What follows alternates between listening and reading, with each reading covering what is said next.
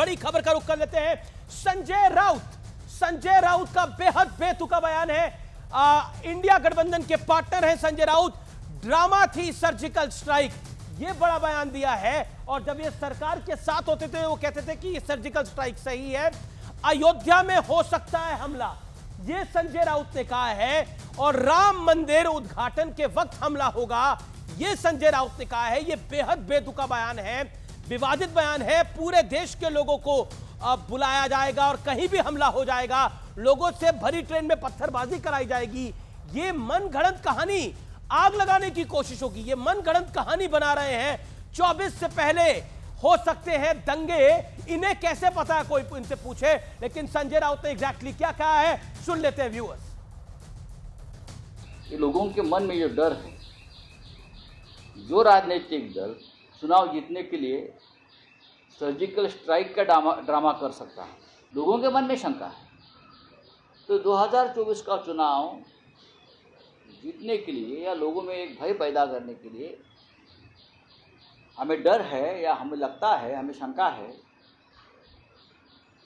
कि जो राम मंदिर का उद्घाटन होने जा रहा है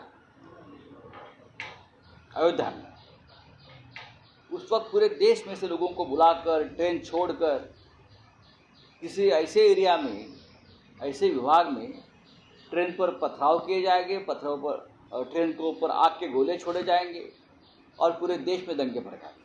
ये बहुत बेतुका बयान है। मैं सुधांशु त्रिवेदी का सीधा रुख करता हूं और फिर मैं गठबंधन के दलों से रिएक्शन लूंगा। Sudhanshu Trivedi, your first reaction to this, ये जो संजय राउत ने कहा है, राज्यसभा में आपके साथी हैं ये। देखिए, मुझे लग रहा है कि इधर कुछ परिस्थिति ऐसी बन गई है कि कई बार बहुत अनर्गल बयान देने की आदत बन गई है। अब अगर संजय राउत जी ने कहा तो मैं याद दिलाना चाहता हूं, बाला साहब ठाकरे जी का वीडियो अवेलेबल है जिसमें वो एक इंटरव्यू प्रोग्राम में उनसे कहा गया कि साहब आप पे ये आरोप है कि फला फला दंगे आपने फैलाए। कांग्रेस का आरोप था, कांग्रेस का आरोप था और इसमें आपका हाथ है। तो बाला साहब ठाकरे जी का जानते का जवाब था, हाथ नहीं पैर है। कुछ लोग पैर से ही समझते हैं। तो जनाब, कहां आप जाके पहुंच गए? आप तो आरोप लगाने वालों में आ गए। ये क्या हो गया?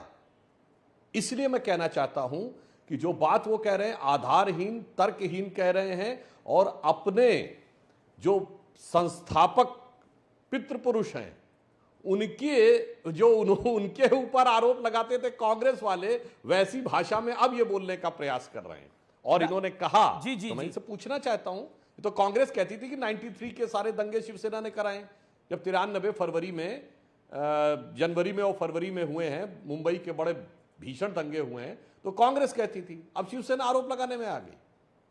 और इतना ही नहीं, श्री कृष्णा कमीशन की रिपोर्ट, ब्रजमोहन जी बैठे, उन्हें याद होगा, पता नहीं राधिका जी को तो याद होगा नहीं होगा, मैं कह नहीं सकता। एक श्री कृष्णा कमीशन की रिपोर्ट आई थी जिसमें बाला साहब ठाकरे जी को इंडिक्ट कर दिया गया था और कांग्रेस उसको लेकर शिवसेना में बहुत कहती थी कि सब दंगे इन्होंने ही फैलाए। अब पता नहीं आज एक दूसरे के साथ किस ढंग से सब मिलके एक साथ आ गए हैं। और इतना ही नहीं, ऐसी रंगत बदली है कि भाषा भी वही बोलने लगे। राधिका खेड़ा, पहले आप अरविंद केजरीवाल को डिफेंड कर रही थी यानी, और अब आप क्या संजय राउत को डिफेंड करेंगी जो उन्होंने बात बोली है? देखिए, जहां तक मुझे पता है और जो मैंने इनका बयान सुना था और सुनाया है मैंने चैनल के ऊपर, चल रहा है इस समय, लाइव चल रहा है। जो इन्होंने ये बोला था, ये उन्होंने कहा था शायद कि सत्यपाल मलिक जी जो फॉर्मर गवर्नर थे, उन्होंने ये कहा था कि सर्जिकल स्ट्राइक एक ड्रामा है और ये सब। पर मैं नहीं जानती, इनकी पार्टी इनके बारे में बताएगी, मैं इनकी प्रवक्ता नहीं हूँ। दूसरी बात, आप अगर ये बात कि बोली है, बीजेपी नफरत फैला रही है, ये तो दंगे की बात आपके पार्टनर कर रहे हैं।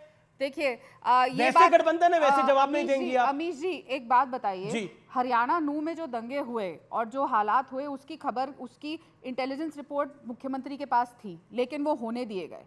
तो ये तो हुआ ना, उसमें तो आपके विधायक का नाम आ रहा है, मामन खान का।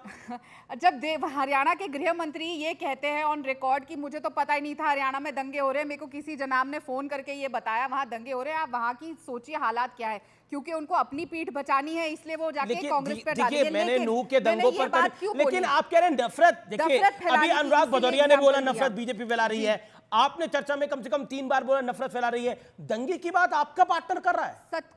सरकार को अहंकार, नफरत फैलाना और क्रेडिट जीवी, ये तीन इनकी विशेषताएं हैं भारतीय जनता पार्टी की जो इस समय है, और यही वजह है। मैं आपको गारंटी से कह रही हूँ, आप याद रखिएगा सुधांशु रीड, फिर डिबेट पे मिलेंगे 2024 के चुनाव के बाद, यही मुद्दे होंगे जो इनको चुनाव हराएंगे। ठीक है, सुधांशु रिप्लाई 30 सेकेंड्स। देखिए बिजमोहन जी, आऊंगा आपके पास, आपका रिएक्शन लूंगा, जरूर लूंगा, मैं आप ही के पास आ रहा हूं उसके बाद। सिर्फ आश्चर्य नहीं, पीड़ा होती है कि भव्य श्री राम मंदिर बनने जा रहा है, उसके ऊपर शिवसेना के विचार ऐसे हो गए। मुझे अच्छी तरह याद है 6 दिसंबर 1992 को ढांचा गिरने के बाद, मैं ईमानदारी से कह रहा हूं, हमारे ही नेता डिफेंसिव मुद्रा में थे, मगर मुझे याद है दंगों की शुरुआत हो गई थी रात 11:15 बजे। बीबीसी की हिंदी सेवा के ऊपर बाला साहब ठाकरे जी से पूछा गया कि आपके ऊपर यह आरोप है कि आपके शिव सैनिकों ने ढांचा गिराया, तो उन्होंने कहा था हां, अगर उन्होंने गिराया तो मुझे गर्व है इस बात का।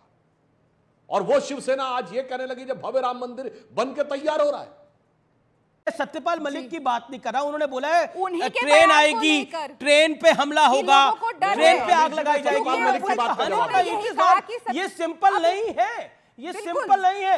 और राम मंदिर जब बन के तैयार हो जाएगा ये तभी होगा, उन्हें कैसे पता है ये सब कुछ? देखिए, ये तो सिर्फ जो सतपाल मलिक साहब ने सतपाल मलिक ने कहां बोला है ये बात? मलिक जी की बात का जवाब देना चाहता हूं, जो बार-बार कांग्रेस वाले। अमीश जी एक सेकंड दीजिएगा। जी दिया। देखिए, आपको एक पिक्चर याद है रंग दे बसंती, उसमें एक गाना था खलबली है खलबली है खलबली।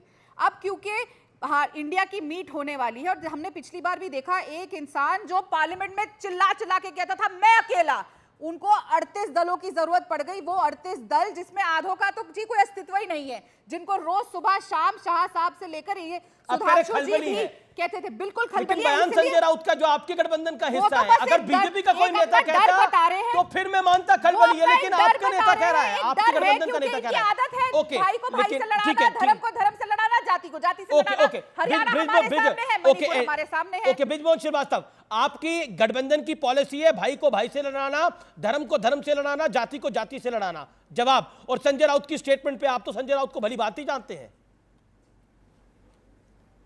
अमीश जी, सबसे पहले तो मैं एनडीए के सारे दलों की ओर से देश के आदरणीय प्रधानमंत्री नरेंद्र मोदी जी को इस बात के लिए बधाई देना चाहता हूं कि आज उन्होंने देश में गैस सिलेंडर की कीमतों में कमी की है।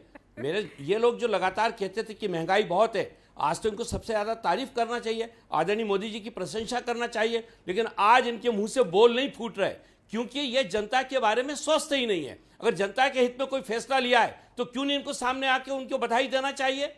दूसरी बात, ये जो मुद्दे जितने उठा रहे हैं, ये सारे मुद्दे 2019 में उठाए जा चुके हैं, एक भी नया मुद्दा इनके पास नहीं है। और 2019 के बाद क्या हुआ, फिर से आदरणीय नरेंद्र मोदी जी की सरकार बनी और उससे ज्यादा बहुमत से सरकार बनी।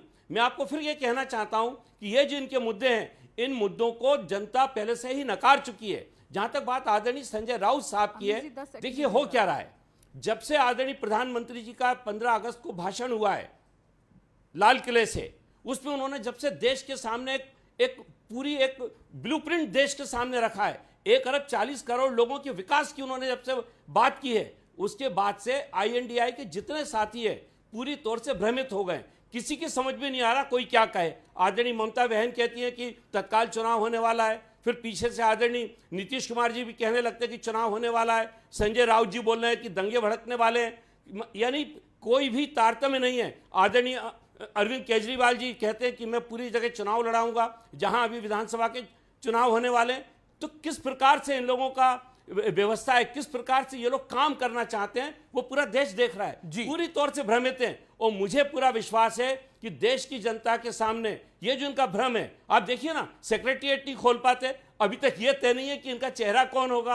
हर आदमी कह रहा है साहब हमारा जो नेता है वो इतना ताकतवर है और इतना उसका अच्छा परफॉर्मेंस है कि वो प्रधानमंत्री बन सकता है। तो पूरी भ्रम की स्थिति है। मैं बल्कि देश के लोगों से आह्वान करना चाहता हूं, ऐसे लोगों की बातों पर बिल्कुल ध्यान देना बंद करें।